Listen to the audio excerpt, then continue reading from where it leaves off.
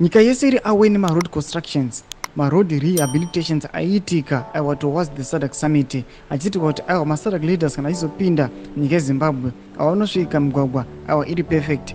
Panapa pane nhau inobuda panapa pachitaugwa nhau inoshamisa yavhundutsa vagari venyika yeZimbabwe vanyanyasukana kuti panapa under the regime of Mnangagwa hapana kwatiri kuenda. Sanapinda mashoko anobuda nyogwa panapa muZim Daily News ndobva wasubscribe like turn on the bell icon. Tipina panapa pane post inobuda nyogwa ichinzi the government spent at least 1.7 billion on rehabilitation of roads ahead of the just ended SADC summit.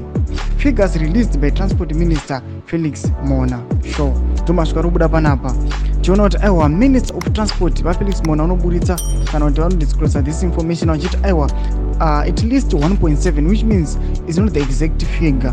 Vari kutaura in amount yavari kuti that is the at least figure riri minimum kuti aiwa pakashandiswa 1.7 billion kuita marehabilitations ese amakaona ayaya. Muri Zimbabwe panapa chabvondoka.